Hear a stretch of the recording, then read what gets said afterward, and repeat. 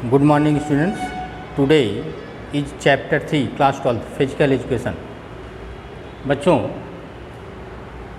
your new chapter is yoga and life style.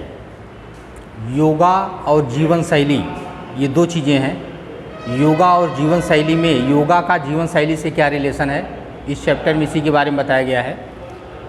तो next topic है yoga and life style. Yoga और जीवन शैली में क्या रिलेशन है उसी के बारे में बताया गया है.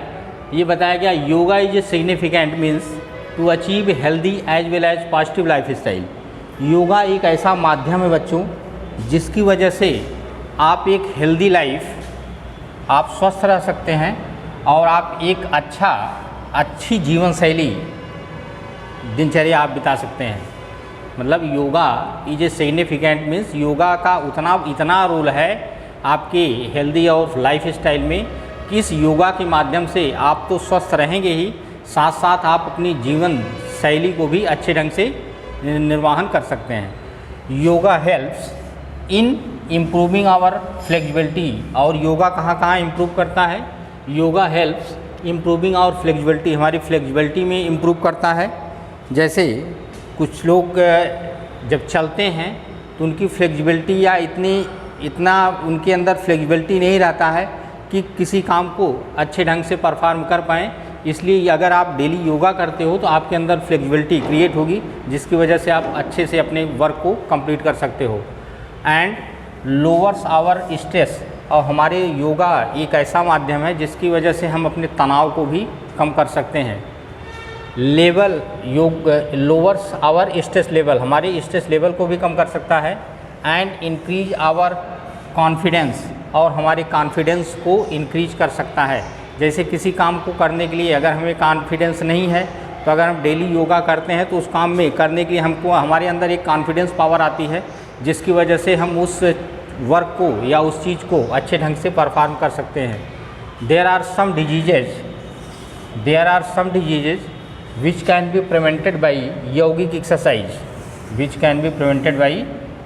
exercise.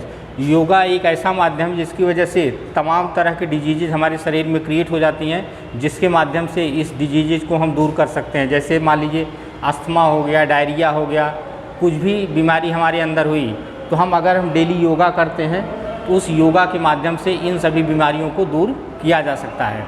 जैसे हम योगा करते हैं, हमारे अंदर अगर रेस्पिरेशन की प्रॉब्लम चल रही है, अगर हम डेली योगा करते हैं तो वो रेस्पिरेशन की प्रॉब्लम हमारी दूर हो जाती है. इसी तरह से अगर हमें डाइजेशन की प्रॉब्लम है तो अगर हम डेली योगा करते हैं तो डाइजेशन की प्रॉब्लम भी हमारी दूर हो जाती है और हमारे कार्बोहाइड्रेट, फैट और प्रोटीन जो नॉर्मल वे में डाइजेस्ट हो जाते हैं और हमारी बॉडी फिट रहती है. अब बच्चों है आसन क्या होता है? अकॉर्डिंग टू पतंजलि आसन मीन्स स्थिरम सुखम आसनम. तो अकॉर्डिंग टू पतंजलि के अनुसार उन्होंने बताया कि आसन जो है स्थिरम सुखम आसनम, मतलब जहाँ पर आप अपने को एक स्थिर वे में रखते हैं या स्टेबिलिटी पोजीशन में आते हैं वही आपकी आसन है, वही आपका आसन है. That position which is comfortable, मतलब वह पोजीशन जिसमें आप कंफर्टेबल वे में रहते हैं वही आपका क्या है? आसन है.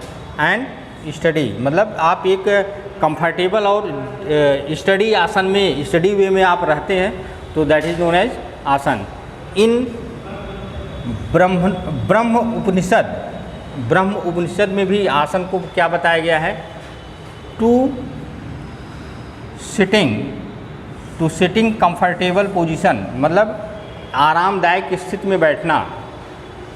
टू सिटिंग कंफर्टेबल पोजीशन, आरामदायक स्थिति में बैठना ही क्या है? आसन है. तो कहने मतलब बच्चों सब कुछ मिला जुला के आसन, पतंजलि ने क्या बताया कि स्थिरम सुखम आसनम, मतलब जहाँ आप स्थिर वे में रह करके आसन, मतलब स्थिर वे में स्थिरम सुखम आसनम, जहाँ आप स्थिर रह करके सुखी भाव से आप मतलब स्थिर रह करके आसन करते हैं. या उन्होंने ब्रह्म उपनिषद में भी बताया टू सिटिंग कंफर्टेबल पोजीशन, अगर आप कंफर्टेबल पोजीशन में बैठते हो तो दैट इज़ नोन एज आसन. मीन्स कहने का मतलब ये हो गया आसन इज़ दैट स्टेट, आसन वह अवस्था होती है, मतलब आसन जो है बॉडी की वह अवस्था होती है इन विच, जिसमें द बॉडी में बी पोजिशन ईजली, मतलब बॉडी जो है एक अपने इजी पोजीशन में रहती है, उसी को क्या कहते हैं, आसन कहते हैं। There are different types of asan, there are different types of asan, बहुत सारे बहुत प्रकार के, मतलब कई प्रकार के आसन होते हैं, आपको आगे बताया जाएगा। विच इंक्लूड, मतलब इन सब ये जो आसन होते हैं उसमें क्या क्या इंक्लूड रहता है, विच इंक्लूड मेडिटेटिव, उसमें क्या क्या इंक्लूड रहता है, मेडिटेटिव मतलब आप कंसंट्रेशन में रहते हो, रिलैक्सेटिव मतलब आप रिलैक्स रहते हो, एंड करेक्टिव और सही तरीके से आप अपनी बॉडी पोस्चर को रख सकते हो। तो ये तो हो गया बच्चों आसन, क्योंकि आसन कई प्रकार के होते हैं, आगे आपको बताया जाएगा। तो आसन से क्या क्या बेनिफिट होता है, इसमें ये बताया गया कि अगर आप आसन करते हो तो आपका डाइजेशन सही रहेगा, आपका रेस्पिरेटरी सिस्टम सही रहेगा, मतलब आपके अंदर इम्यून सिस्टम स्ट्रांग होगा, आपके अंदर कोई बीमारी नहीं आएगी। तो ये सभी आसन के बारे में बताया गया है। मतलब एक आसन जो है एक स्टेबिलिटी पोजीशन होती है जिसमें आपकी बॉडी फिट रहती है। और नेक्स्ट है बच्चों बेनिफिट ऑफ आसन, आसन के बेनिफिट क्या हैं, जो हम आगे आसन पढ़ेंगे उस आसन के कुछ न कुछ, सब हर आसन के कुछ न कुछ बेनिफिट होते हैं, उसमें बताया गया है। कुछ बेनिफिट्स यहाँ आपको बताए जा रहे हैं, उस बेनिफिट को आप देखिए। पहला बताया गया bones and joints become strong, bones and joints become strong. अगर आप आसन करते हो तो आपके बोन्स और जॉइंट्स क्या होते हैं, स्ट्रांग हो जाते हैं। जैसे आप कोई भी, चाहे पद्मासन करते हो, चाहे वज्रासन करते हो, कोई भी आसन करते हो, तो आपकी बोन्स जहाँ आपकी लिगामेंट्स जुड़े रहते हैं उसमें आसन करने से उसमें फ्लेक्सिबिलिटी आती है और धीरे धीरे वहाँ की मसल क्या हो जाती है, स्ट्रांग हो जाती है, मजबूत हो जाती है। नेक्स्ट बता रहे हैं मसल बिकम स्ट्रांग, और वहाँ की मसल मतलब बोन तो स्ट्रांग होती ही होती है, जॉइंट जो है स्ट्रांग तो होता ही होता है, आपकी मसल भी स्ट्रांग होती हैं, क्योंकि मसल जहाँ बोन से अटैच होती हैं जिसको हम टेंडन बोलते हैं, वो टेंडन और बोन्स के बीच में जो हमारा जॉइंट होता है वो चीज़ हमारी मजबूत हो जाती है, क्योंकि बार बार फ्लेक्सिबिलिटी होती है मसल में। इस तरह से मसल में भी स्ट्रांगनेस आ जाती है। नेक्स्ट है circulation of blood become normal, circulation of blood become normal. अगर आप आसन करते हो तो आपका ब्लड सर्कुलेशन नॉर्मल वे में रहता है। अगर आप आसन नहीं करोगे तो आपका ब्लड जो है नॉर्मल वे में नहीं चलेगा, मतलब कहीं न कहीं उसको प्रॉब्लम आ सकती है। इसलिए आसन करना ज़रूरी है, क्योंकि बिना ब्लड के अगर ब्लड नॉर्मल वे में नहीं चलेगा तो आपकी बॉडी को जितने भी मिनरल्स या विटामिन होते हैं इसी ब्लड के थ्रू ही पूरे शरीर में सर्कुलेट होते हैं। अगर ब्लड इजली वे में सर्कुलेट नहीं होता है तो आपके तमाम तरह के विटामिन मिनरल्स ये आपके हर बॉडी ऑर्गन्स में नहीं पहुंच पाएंगे, जिसकी वजह से आपके डाइजेशन या रेस्पिरेटरी सिस्टम में प्रॉब्लम आ सकती है।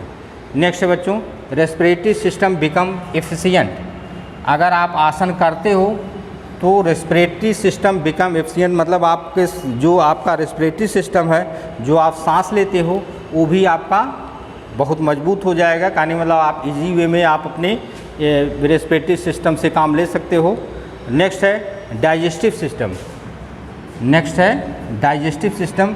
अगर आप एक्सरसाइज या आसन करते हो तो आपका डाइजेस्टिव सिस्टम भी स्ट्रांग रहेगा, क्योंकि एक्सरसाइज करने से या आसन करने से हर बॉडी मूवमेंट होता है, जॉइंट मूवमेंट होता है, मसल स्ट्रांग होती है, बोन्स स्ट्रांग होते हैं, ब्लड सर्कुलेशन नॉर्मल होता है। और जब ब्लड सर्कुलेशन नॉर्मल होगा तो जितनी भी ग्लैंड हैं वो चाहे हार्मोन सेक्रेट करती हो, चाहे वो एंजाइम सेक्रेट करती हैं, वे सभी डाइजेशन में हेल्प करती हैं, और जिसकी वजह से आपका डाइजेशन प्रॉपर वे में चलता रहता है।